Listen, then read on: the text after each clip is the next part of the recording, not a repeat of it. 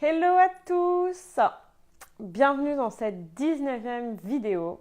Je continue avec ma lancée des lives. Ça me permet de gagner un peu de temps quand les journées sont chargées. Alors si vous avez vu la vidéo d'hier, si vous avez regardé un peu ce que j'ai partagé aujourd'hui, hier j'étais à Reims pour écouter le TED donné par mon amie Margot de Go Find Yourself. Et Margot nous a parlé de « Et si on arrêtait d'avoir peur ?» Et du coup, voilà, j'ai partagé le TED sur ma page. Je vous le repartagerai ici avec cette vidéo. Et j'avais vraiment envie de rebondir finalement sur cette idée-là voilà, pour la faire rayonner de la manière la plus large possible. Et donc, c'est de ça dont je vais vous parler ce soir. Et si on arrêtait d'avoir peur, vous partagez un petit peu ce que Margot, quelques mots de ce que Margot a dit, vous invitez à regarder le TED. Je vous ai parlé du pouvoir des mots. Et une des choses qui me vient vraiment quand on parle de la peur et quand on parle du nombre de questions assez hallucinants qu'on peut recevoir par rapport à la peur. Est-ce que tu n'as pas peur de faire ci? Est-ce que tu n'as pas peur de faire ça? Est-ce que tu n'as pas peur si tu arrêtes de manger du sucre que quand tu vas arrêter, ça sera encore pire? Est-ce que tu n'as pas peur quand tu te lances en tant qu'indépendante de ne pas réussir à t'en sortir? Enfin, c'est constamment. Et en fait, quand on parlait du pouvoir des mots, les mots qu'on utilise ont vraiment un pouvoir. Et le fait d'entendre peur par-ci, peur par-là à toutes les sauces, c'est clairement pas quelque chose qui aide à vivre dans un monde où il y a moins de peur. Donc ça, c'est déjà un premier point. Salut Eric! et, et du coup, Margot partage dans son TED, elle partage son voyage, elle partage comment elle est partie comment elle a démissionné de Dior, comment elle a démissionné d'une vie qui finalement était un peu toute tracée. Et c'est aussi ce dont je vous parlais dans ce côté les chemins de traverse en fait.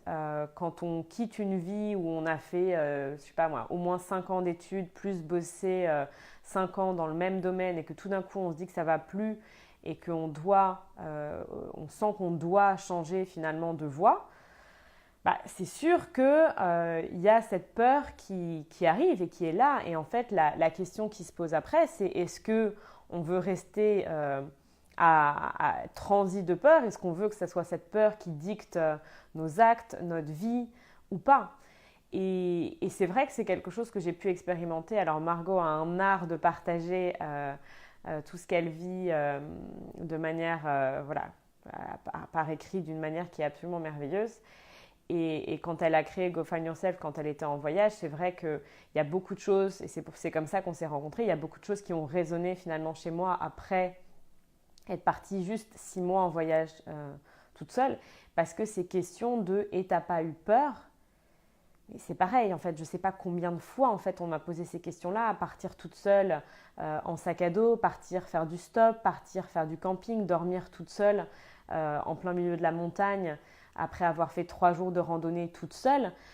Tout ça, c'est des choses qui finalement font peur. Et ce qui est assez hallucinant, c'est que quand on pose la question à Margot, ou quand on me la pose à moi, ou quand on la pose à plein d'autres personnes qui ont des blogs de voyage ou qui partagent ou qui ont décidé de quitter un peu leur vie pour faire autre chose, leur vie toute tracée et entre guillemets sans peur, ben en fait, on la ressent pas la peur. Moi, j'ai vraiment l'impression que quand je suis partie en voyage, il n'y a aucun moment finalement où j'ai eu peur. Je me suis sentie bien, je me suis sentie euh, aidée, je me suis sentie accompagnée, j'ai senti que les gens étaient là pour moi, que des personnes que je connaissais absolument pas me proposaient de venir dormir chez eux. Et que évidemment, il y avait, comme Margot le dit, il y avait de la prudence, mais il n'y a jamais eu de peur. Et j'ai aussi peur finalement dans une vie, dans un appartement à Bruxelles que quand je suis à l'autre bout du monde en sac à dos avec 3 choses dans mon sac, quoi. Donc voilà, donc je voulais partager un peu ça avec vous. Et ce qu'elle partage aussi merveilleusement bien, c'est comment est-ce qu'on fait pour passer de cette peur-là à ce qu'elle appelle, enfin ce qu'on appelle l'amour finalement. Et donc évidemment, écoutez son TED parce que je reprends juste quelques petites idées ici et c'est pas du tout, comment dire, elle rentre beaucoup plus dans le vif du sujet, elle donne plein d'exemples, et puis c'est juste magique de pouvoir de la voir partager ce message-là, et ça fait vraiment du bien, donc si vous pouvez l'écouter, je vous le conseille. Et donc du coup, c'est vraiment comment est-ce qu'on passe de la peur à l'amour, et c'est comment est-ce qu'on s'autorise finalement à faire toutes ces actions-là, tout ce qui émane de l'intérieur, tout ce qui vient, tout ce qui tient au rêve, tout ce qui tient à la créativité, sans finalement se faire coincer par la peur. Et donc, une des questions, comme je vous disais, quand je vous partageais comment est-ce qu'on peut changer finalement sa manière de consommer en se posant juste la question de savoir si j'en ai besoin et si j'en ai envie. Là, la question, c'est à un moment donné où on s'apprête à faire quelque chose et où on sent qu'on est plein de peur, c'est vraiment se demander qu'est-ce que je ferais si j'avais pas peur. Et puis vraiment de pouvoir suivre cette voie de plus en plus. Et hier, les TEDs étaient vraiment, c'était vraiment un moment très très émouvant pour moi. Et ça me rappelle en fait à chaque fois pourquoi est-ce que je fais ça, pourquoi est-ce que j'ai décidé de quitter ma vie hyper tracée dans l'industrie pharma avec un gros salaire, une belle bagnole et tout ce qui pouvait se passer de bien après. C'est qu'il y a énormément de choses qui se passent dans le monde, il y a énormément de peur, il y a énormément de personnes qui ne s'autorisent pas finalement à vivre la manière, de la manière dont elles le souhaiteraient parce qu'elles ont peur. Il y a eu plein d'autres talks hier sur une personne qui raconte des histoires, qui est réalisatrice et qui raconte des histoires en vidéo et qui finalement partageait que salut Vincent, et qui partageait que finalement c'est à chacun a la décision de savoir si sa vie vaudra la peine d'être racontée à un certain moment donné. Et donc là, je vais faire un lien avec une étude australienne qui a été faite il y a quelques années et c'est une infirmière qui a posé plusieurs questions à des personnes qui étaient sur leur lit de mort pour essayer de voir les regrets que ces personnes avaient. Et en fait, quand on regarde, il y a toujours je regrette de ne pas avoir fait ça, je regrette de ne pas avoir suivi cette envie-là, je regrette de ne pas être allé suivre mes rêves, je regrette de ne pas avoir aimé assez, je regrette de ne pas avoir passé suffisamment de temps en fait dans ma famille. Et si on fait un lien en fait, c'est toutes ces choses qu'on n'a pas fait, souvent elles viennent du fait d'avoir eu peur de ne pas les faire. Et on m'a challengée il n'y a pas longtemps à continuer à sortir de cette zone de confort. Et je me suis rendu compte que, par exemple, j'adore chanter. Je vous emmène avec moi dans mes péripéties, dans les péripéties qui se passent dans mon cerveau. C'est un grand 8. J'espère que vous arrivez à me suivre. Mais voilà, ce qui vient là, par rapport au fait de dépasser cette peur, c'est, je sais pas, c'est de chanter. Oh là là, c'est vrai que parfois, on se demande où peut nous emmener en fait le fait de dépasser cette peur.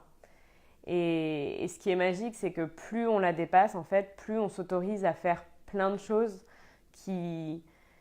qu'on n'aurait jamais fait. Et en fait, une vie où on fait plein de choses nouvelles, elle est forcément vachement plus palpitante et vachement plus intéressante et vachement plus... elle nous marque beaucoup plus, elle nous laisse beaucoup plus de souvenirs. Donc voilà. Et là, c'est la panique à bord parce que je me dis, comme ce que j'ai dit à la personne avec laquelle je parlais de chanter, j'ai l'impression de ne savoir aucune chanson. Et quand elle m'a demandé de lui chanter une chanson, la seule chose que j'étais capable de chanter, c'est des Frères Jacques. Et là, je crois que je vais faire la même chose. Là, honnêtement, dans ma tête, je m'affiche auprès de tout le monde. Et par contre, je sais que ce que je vais gagner de ça, c'est finalement le fait de me rendre compte que le ridicule ne tue pas. Salut la scène. Que le ridicule ne tue pas et que je peux m'afficher à chanter Frère Jacques parce que c'est la seule chanson qui, évidemment, dans cet état de stress, peut me rester. Ah non, je vais essayer d'en faire un autre. Vent frais, vent du matin, vent qui souffle au sommet des grands pins, loin du vent qui souffle. Et après, je sais plus. On va continuer avec Frère Jacques. Frère Jacques, dormez-vous, dormez-vous, sonnez les matines, ding ding dong, ding ding dong. Voilà, c'était mon petit défi du jour. Inutile de vous dire que la température de mon corps a augmenté. Salut Alexa. Je pense que les gens qui prennent ce live en cours doivent se demander ce que je fais. Vous comprendrez si vous regardez le début. Mais voilà, qu'est-ce que vous feriez si vous arrêtiez d'avoir peur? J'adore chanter. C'est vraiment un truc que j'adore. Ça me fait un bien immense. Sauf que c'est quelque chose qui me fait aussi très peur. Et en fait, plus je me dis que j'ai peur, plus je suis incapable de me souvenir des paroles des chansons, par exemple. Et donc, plus je me dis que si je ne me souviens pas des paroles, je vais avoir l'air complètement ridicule. Et donc, du coup, moins je chante. Et moins je chante, moins je me souviens des paroles. Et en fait, c'est un cercle vicieux qui me tire, mais absolument pas dans la direction dans laquelle j'ai envie d'aller. Donc voilà, que ferait l'absence de peur? Qu'est-ce que j'aurais fait dans cet instant si je n'avais pas eu peur? Posez-vous cette question-là. Margot partageait aussi le fait de juste sourire aux gens dans la rue. C'est quelque chose que j'ai mis en place depuis des années et c'est assez hallucinant ce que ça peut faire ressentir et comment est-ce qu'on peut se connecter aux gens qui sont dans cette même vibes-là. Souriez aux gens dans la rue, faites des compliments, dites aux gens que vous les aimez, dites aux gens toutes les qualités qu'ils ont et tout ce qu'ils apportent finalement dans leur vie. Essayez, et c'est quelque chose que je pratique au quotidien, de vraiment laisser cette peur de côté et de pouvoir se mettre à juste partager plus d'amour autour de nous. Parce que moi, je n'ai pas envie de continuer finalement à voir mes enfants plus tard grandir dans un monde où ça sera transi de peur et où où les gens auront juste peur de se dire bonjour, de se sourire, de chanter, de suivre leurs rêves et tout.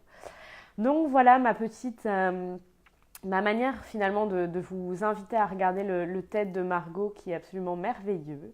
Ma manière de vous inviter à sourire aux gens que vous croisez dans la rue, à chanter sous la douche ou devant votre téléphone.